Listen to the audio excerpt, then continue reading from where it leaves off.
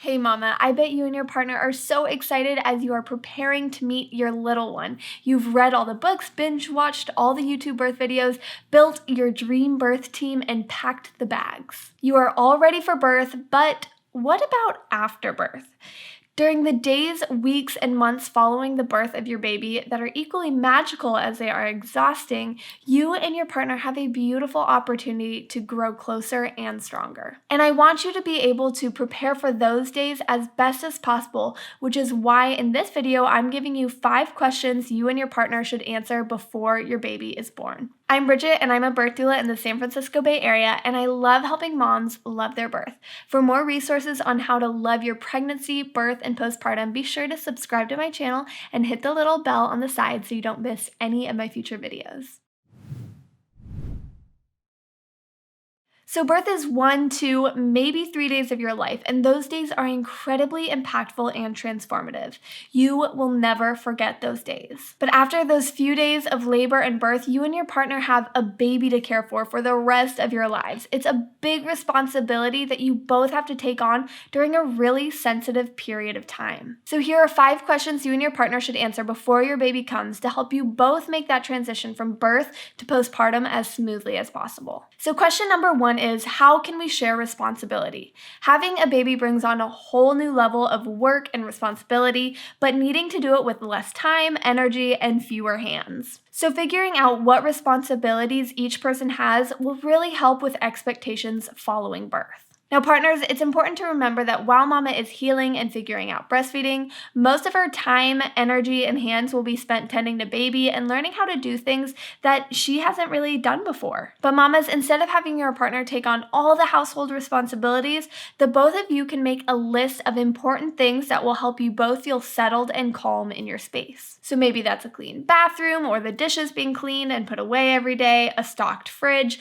or if you have other kids, making sure that they are fed, cleaned, and taken care of. Making a list of those priorities will be really helpful so that it's not so daunting to have everything done all the time. Now, along with household responsibilities, there are baby responsibilities. And yes, while mama may have the majority of those responsibilities, there are lots of ways for partners to help. They can burp the baby after they have been fed, they can change diapers, and if mama is pumping, they can wash and sterilize those pump parts and bottles. These are just a few, but all great ways to share responsibilities so that you and your partner are working together and in a balance as you take more on as individuals and as a couple. Question number 2 is, how can we kindly and effectively communicate our needs? Bringing home a baby for the first, second, or even the 5th time can be overwhelming, which is why communicating your needs is so important. But sometimes it's hard to say, I need help, especially when you so desperately want to be doing everything right and want to know all the answers. So often what happens under this stress and lack of communicating their needs, mom or dad will find themselves saying,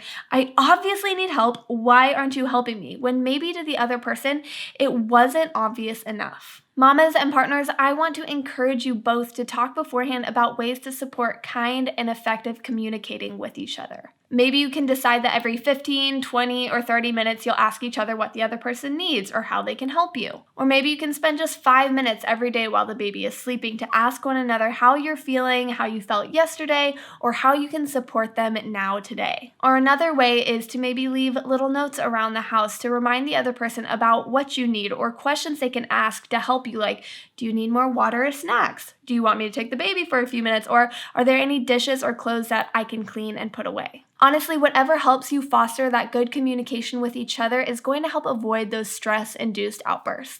So on to question number 3, which is, how will we make our relationship a priority, and what are the expectations of intimacy after our baby is born? So after baby is born, it's so easy to put your relationship on the back burner as you focus all your time, energy, and hands on your baby. But as you are loving on baby, it's important that you guys are filling each other's love tanks up as well to avoid that miscommunication, resentment, or even loneliness and isolation. And one way to make your relationship a priority is by planning your first post-birth date before you have your baby. So figure out a reasonable date activity. It doesn't have to be long or fancy, but something you get to do to focus on each other. Maybe you can ask for someone to buy you a gift card to your favorite restaurant, or grab coffee together and go for a walk in the morning, or getting a much needed massage. So for me, my birthday was a few weeks after my daughter was born, so my husband and I plan on going out to eat with a gift card we had gotten and then getting massages. But after eating out, I felt like I needed to get home to nurse, so we ended up just getting lunch. And so even though our plans changed, it was so good to just have that one-on-one time to prioritize each other. And so the purpose of the date isn't to, again, have this expensive, extravagant, fancy date, but it's just time to spend with each other, prioritizing one another. Now, really quickly, what are some of your date ideas after baby is born? I know sometimes you have to get a little bit creative when you are doing this date. Maybe it's at night, maybe it's during the day, maybe it's at home, maybe you go out, but whatever it is, comment them down below to give other mamas some ideas. Now, the other part of that question is about intimacy after birth. And for most mamas after giving birth, they are in no big hurry to return to having sex. 1, they are still healing. 2, their boobs are often engorged. And 3, they are just plain tired. Now, usually around the 6-week mark is when women are cleared to have sex again, whether they've had a vaginal or cesarean birth. Now, partners, I wouldn't mark this date on your calendar and have big expectations, although sometimes mamas are ready to have sex again at this time or even earlier. Remember, the last time something was in her vagina, a human was coming out. And so oftentimes it does take a bit of courage for mamas to have sex again for the first time after birth. But there are other ways to be intimate with each other after birth, and this is something worth talking about before baby is born. This topic sort of goes back to question number 2 about how you will communicate your needs.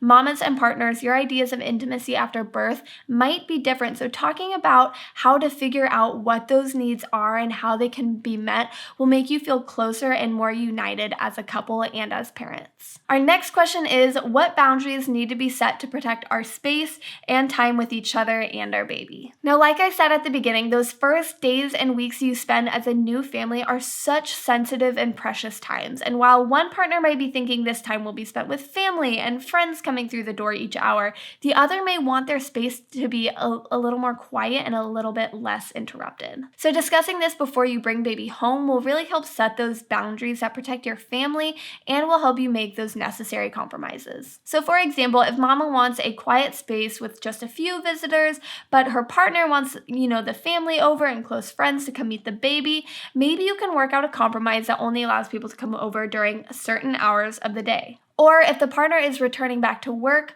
find ways to set boundaries that promote partners being fully present when they come home. Maybe you can make an agreement that as much as possible, your partner won't bring work home for those first several weeks so they can help with baby when they come home from work. Partners, maybe you can set timers or make reminders on your schedule to call or text mama to check in about her day. These are all ways to help set boundaries and to be proactive as you protect your space and relationship once baby arrives. So last question, but certainly not least, is how can we encourage and affirm each other? So for first-time parents, you'll often find yourself wondering and questioning whether you're doing it right. And affirmations from people you love and respect can go a really long way in helping you feel encouraged, empowered, and confident in your abilities to parent. So brainstorm with each other some ideas or ways that you can show or tell the other person how amazing and loved they are. Now, it's important to note that each of us feel loved in different ways. So for some, it might be getting little gifts. For others, it might be someone cleaning the house. Or for someone else, it's a kind word of encouragement. And a good way for you to find out how you enjoy being shown love is by taking the love languages test. So it's a super fun, easy test that really helps shed light on how to best show affection to your partner in a way that they most feel loved. You can find love languages tests online just by searching love language into Google, but I'll link down below a good one that you and your partner can take. And once you know how the other person will be most encouraged and affirmed by either taking the love language test or just talking about it, write down several ideas on how to do those things. Again, they don't have to be big gestures or expensive gifts. Maybe it's buying a candle or writing notes and leaving them on the nightstand, offering a back rub, or cuddling on the couch while baby naps. Whatever ideas you have, write them down so you don't forget them when you're elbow deep in diapers and burp cloths. On the topic of love languages, what is your love language and what are ways that your partner shows you how much they appreciate you? Comment it down below. Well, mamas and partners, I hope this video has helped you feel prepared to take on those first few days and weeks as parents together. Communication is key, which is why answering these 5 questions before baby's big debut will be so beneficial for you. So thanks for being with me in this video, and I will see you guys in the next one.